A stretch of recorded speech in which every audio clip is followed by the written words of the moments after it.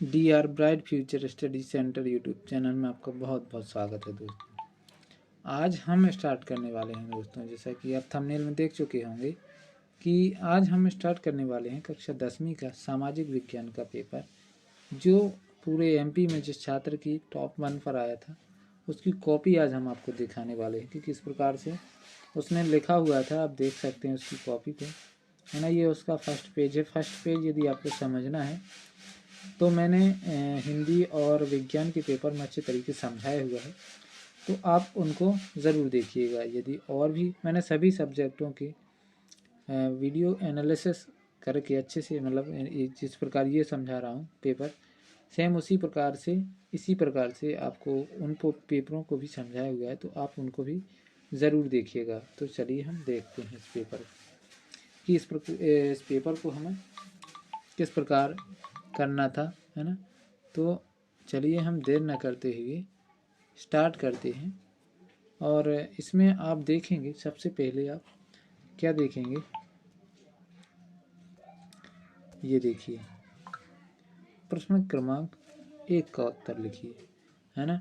तो मेरा उद्देश्य है आपको इस कॉपी में दिखाने का कि आप इस छात्र की कॉपी देखिए जो पूरे एमपी में टॉप पर आया हुआ है ना।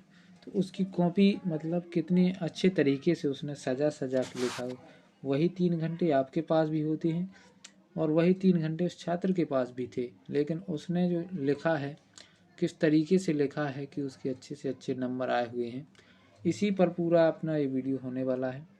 और आपको किस प्रकार से लिखना है, इसने कुछ गलतियाँ की हैं, वो गलतियाँ आपको नहीं करना है। कैसे लिखना है और कितना लिखना है, किस कितने नंबर वाले क्वेश्चन में कितना लिखना पड़ता है, पूरी जानकारी आपको इस वीडियो में मिलेगी।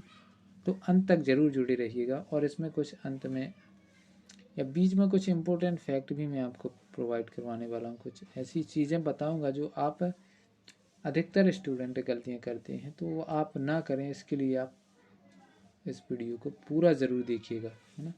बहुत सी इसमें इम्पोर्टेंट चीज़ें बताने वाला हूँ। तो चलिए हम स्टार्ट करते हैं। इसमें आप देखेंगे कि प्रश्न क्रमांक 1 का उत्तर लिखना है ना। प्रश्न क्रमांक 1 का, और इसमें जो पहला था, है ना, पहला दिया है तो पहला जैसा आपको पेपर में छपा हुआ है, ना कि आपको अपने हिसाब से लिखना है। जैसे यदि पेपर में छपा होगा ए का चौथा सही है ना, तो सड़क दुर्घटना, तो उसने क्या किया, चौथा लिख दिया, सही है चौथा, है ना। तो ऐसे ही आपको भी करना है कि यदि ए लिखा है तो ये लिखना है और 1 लिखा है तो 1 लिखना है ना, ना कि अपना खुद का उसमें जोड़ के लिखना है। तो ये हो गया, देखिए सड़क दुर्घटना।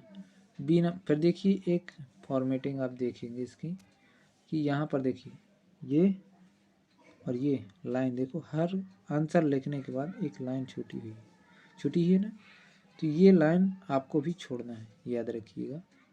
पहला देखिए, पहला क्वेश्चन में वैकल्पिक क्वेश्चन पूछे गए थे, सड़क दुर्घटना, है ना। दूसरा 1962 के ईस्वी में, और सी नंबर का, है ना, पहला सही था विकल्प में प्राथमिक, और डी नंबर में ये तीसरा सही था, प्रत्यक्ष अप्रत्यक्ष दोनों ये लिखा हुआ था उसमें, और ई नंबर में राजस्थान लिखा हुआ था, है ना। तो ये आपको ध्यान रखना है। तो ये जो फॉर्मेटिंग है उन्होंने एक तरह से गलत तरीके से, यदि पेपर में लिखा हुआ है ABCDE तो ठीक है, नहीं तो यदि नंबरिंग डली है ना तो नंबरिंग डालना है आपको, ऐसे 1 2 3 4 5 ऐसे ही लिखे रहे होंगे, है ना।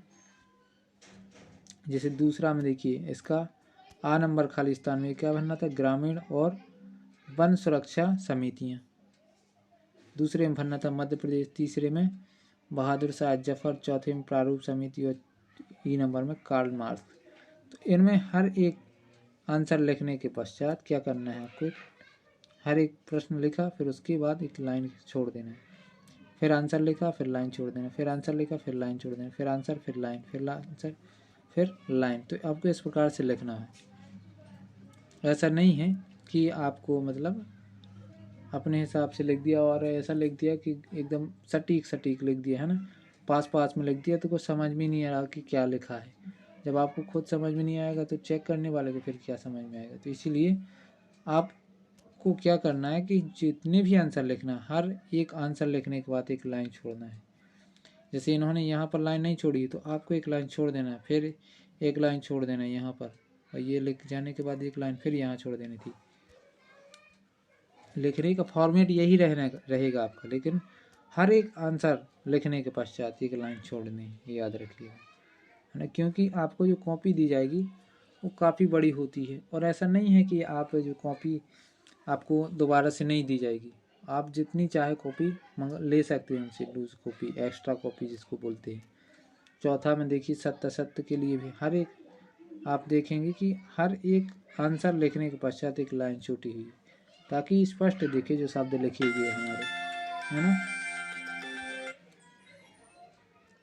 तो आपने हर एक शब्द स्पष्ट दिखे, इसके लिए ये करना है आपको, है ना। प्रश्न 5वें का उत्तर देखिए। प्रश्न 5वें में आपको ये लिखा हुआ है आकाशवाणी, है ना। इसमें आपको ये जो क्या है जोड़ियाँ हैं, ये जोड़ियाँ आपको याद रखना है किस प्रकार करना है। कि इस साइड जो जोड़ियाँ लिखी हुई हैं ये तो आपको सेम पेपर की लिखना है, लेकिन इस साइड जो लिखी हुई हैं वो पेपर की नहीं लिखना है। कौन सी लिखना है? जो सही है।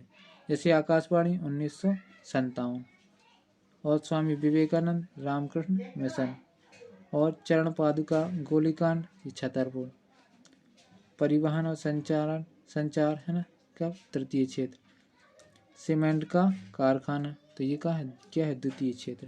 तो ये इस प्रकार से आपको करना है, जो सही है वो ही लिखना है उसके सामने। जो जैसा भी पेपर में गलत दिए जाते हैं एक साइड, है ना, तो वैसे ही नहीं उतार के लिख देना और फिर क्रॉस के चिन्ह लगा दो, तो वो ऐसा नहीं करना है, क्योंकि ऐसा करते हैं छात्र, मैं बताता हूँ। जैसे इसका मुझे ये लगा सही तो ये कर दिया, इसका ये लगा तो ये कर दिया, इसको ऐसे मिला दिया, इसको ऐसे मिला दिया, है ना। तो ये गलत फॉर्मेट है। क्यों? क्योंकि अब हम छोटे बच्चे नहीं रहे, अब हमें बड़े हो चुके हैं, तो अब हमें जो भी लिखना है, जैसे पहले का जो सही है उसी के सामने, दूसरे का सही उसके सामने, तीसरे का सही उसके सामने, चौथे का सही उसके सामने, फिर 5वें का उसके सामने। छठवें का देखिए, छठवें से आपको 2-2 नंबर के क्वेश्चन पूछे जाना है। तो छठवें से देखिए कितने अच्छे तरीके से सामाजिक विज्ञान में कितनी लाइनें भरी हैं, 1 2 3 4 5 6 7, लेकिन आपको इतनी भी ज़्यादा नहीं भरनी है, आपको हाईएस्ट 5 लाइनें, क्योंकि आपको पूरा पेपर करना है। और यदि टाइम बचता है तो आप इसको भी और बढ़ा सकते हैं। देखो इसने कितनी मतलब दिमाग से काम किया है कि छठवां लिखा और फिर उसका आंसर लिख दिया, है ना, थोड़ा सा लिखा होगा, फिर इतनी जगह छोड़ दी, पूरा छोड़ दिया उसको, अगले पेज में पहुंच गया।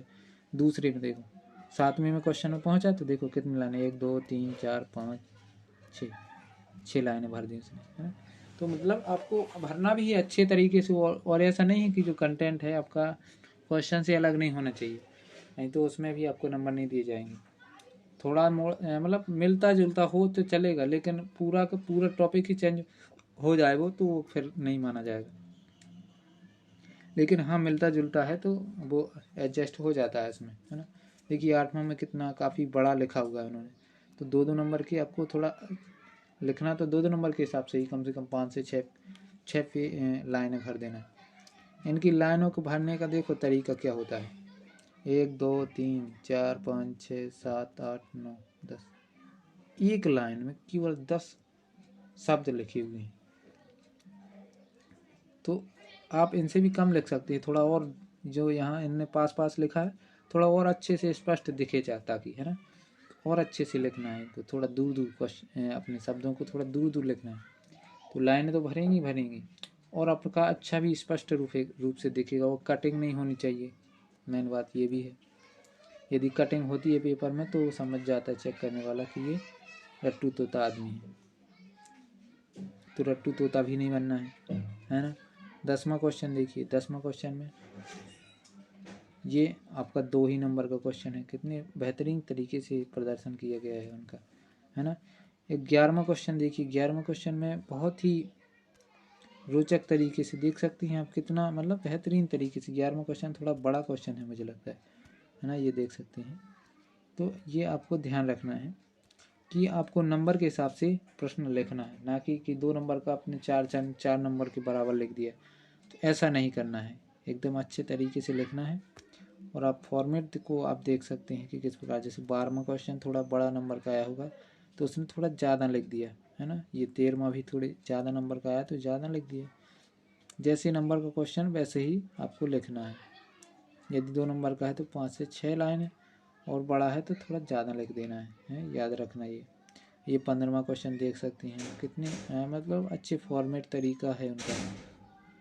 और आपको जब हेडिंग लिखते हैं ना, जैसे इन्होंने लिखी है जो हेडिंग, ये देखिए हेडिंग दिखाता हूँ मैं, ये हेडिंग लिखी है, तो हेडिंग लिखने के बाद आपको ऐसी लाइन खींच देनी है, और ये यहाँ से नहीं, यहाँ से लिखना चालू करना है, इस अधिकार के यहाँ से लिखना चालू करना है, ताकि यहाँ पर ये इतने छूट जाए इतनी जगह, ताकि अपनी हेडिंग जो है वो इस एकदम स्पष्ट रूप से दिखे। तो ये गलतियाँ आपको नहीं करना है, याद रखिएगा, क्योंकि ये इन्होंने गलती की है, इसीलिए स्पष्ट नहीं दिख रहा है। आपको और अच्छे से स्पष्ट एकदम सजा के लिखना है। कम लिखो लेकिन स्पष्ट लिखो और अच्छा लिखो, तो उसमें नंबर दिए जाते हैं।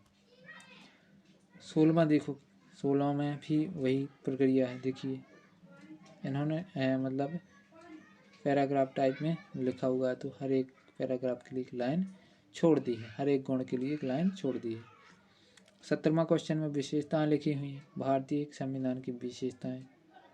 तो इसमें विशेषताओं में भी आपको हर एक विशेषता लिखने के बाद एक लाइन छोड़ देनी है, ये याद रखिएगा। हर एक विशेषता लिखने के बाद एक लाइन छोड़ देनी है। 18वां में इन्होंने रबी और खरीफ की फसलों में अंतर लिखा हुआ है, तो ये भी आपको अच्छे तरीके से लिखना है। ये पूरा का पूरा बंद होना चाहिए, कैसा बताता हूँ। ये इस प्रकार से, ये ऐसे बनना चाहिए फॉर्मेट इसका, ऐसा। यहाँ रबी की फसल, यहाँ खरीफ की फसल, और फिर वही अंतर, इसमें हुआ अंतर है ना, जो हमें याद है।